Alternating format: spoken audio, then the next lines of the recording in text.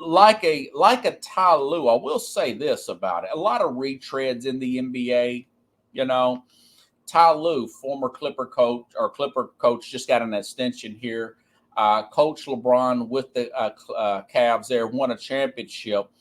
And one of the things that I know the players like and respect about Lue is he will be outspoken. He will call a player out. He's not intimidated by the players by any means here, you know. I want to see if this will work here. And that is too much of a full screen. I'm just adjusting my screen here. It keeps acting up on me. So that's what I think that plus, you know, he's a big analytical guy and whatnot. But here's the main reason why guys like LeBron respect J.J. Redick. Respect. It's not all about the Duke and all that under Krzyzewski and everything. This is from last year when people first take your Kendrick Perkins of the world, Stephen A. They want to call everything racist. This is racist. That's racist. The reporters are everything. And Redick did not sit back and take that. Listen to what Redick said. This is about the MVP race last year when Joel Embiid won, not this past year, but in 2022-23, when Embiid eventually ended up winning on the Joker, because Joker's going on for number 3. Of course, we know the Joker actually won it again this year. He's won 3 out of 4. But listen to J.J. Redick come back on Kendrick Perkins, who knew that it would go viral if he uses that. And Redick wasn't having it, and I have to have a little respect for it. Now, Redick said some other stuff I think he's trying to play up to the air quote woke crowd and whatnot. But here, I got a lot of respect for him, and this is why LeBron likes him too. This is why LeBron likes him. They won't say it publicly, but I'm telling you now, listen up. I'm going to go ahead and apologize to Perk, because I know that he doesn't like advanced stats, but often advanced stats inform us. They provide insight. They often reinforce what we see.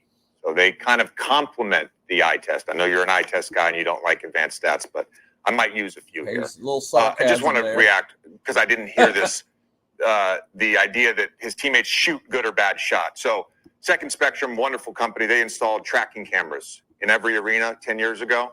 And their technology has evolved. And one thing we've learned from that is we can actually track which players create good shots for their teammates. And Nikola Jokic is top 5 in shot quality created. So if you watch them play, Perk, and I know you do, sometimes you might not stay. Now he's taking a shot at Perks. Perkins shaking his head, looking back, you know.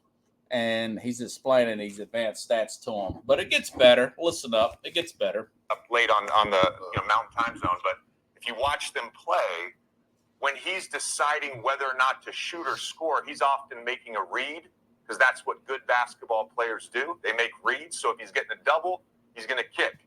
If he sees the help coming too early, he's going to swing it to the corner. It's a good pass. What's the most efficient corner 3 in basketball? It's a corner 3. Look. Perk, I want to touch on something that they didn't bring up. This idea that Dirk and Steve Nash were favored to win the MVP because they're white. There you go. First of all, you stopped short at 1990. That was your cutoff point for players to win MVP, not in the top 10 in points per game, which is a stupid stat to judge MVP on. This isn't middle school. 1990, Magic won it. 89, Magic won it. 87, Magic won it. 87, he was 10th. 89, he was 15th. 90, he was 18th. Okay. We judge MVP year to year.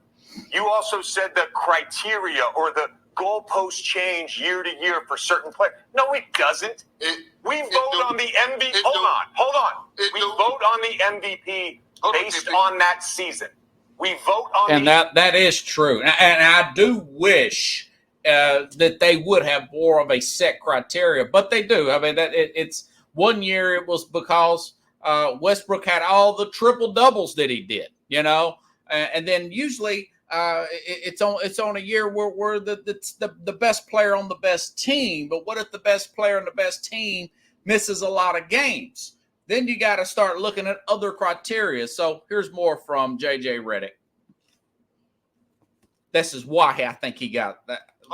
Why he got a lot of respect for the players. We vote on the MVP based on that season. It is a regular season award.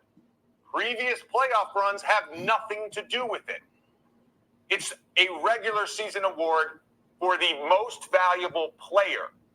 Dirk Nowitzki led the league in win shares in both 06 and 07. Led the league in offensive win shares in both 06 and 07. So, yeah, he wasn't top 5 or whatever he was, top 10 in scoring his MVP season. The Dallas Mavericks were 67 and 15. They had the best record in the NBA. In 05, Steve Nash was the driver of the number 1 offense in the league, a team that jumped 20 wins and had the best record in the NBA. In 06 to me is one of the weirdest MVP seasons ever. You can make an argument Nash probably shouldn't have won it, but he was still the driver of the number 1 offense in the league. The 2 best teams that year, the Detroit Pistons, 64 wins, the San Antonio Spurs, 63 wins. Guess what? They didn't have a top, their top scorers weren't in the top 20 in the NBA that year. So that was just a strange thing. You could have given it to Kobe. You could have given it to Shaq. You could have given it to Tim Duncan. They gave it to Steve Nash. It's not because he was white. It was just a strange thing. It was just a strange. But why did you cut it off at 1990? Because that was convenient. That was convenient. I'm just saying. Hold on, time out. It was just here, but that's why the players respect him. That's why you bite back on that, and the players see that and they say, okay, this guy's got some bark in him. You know that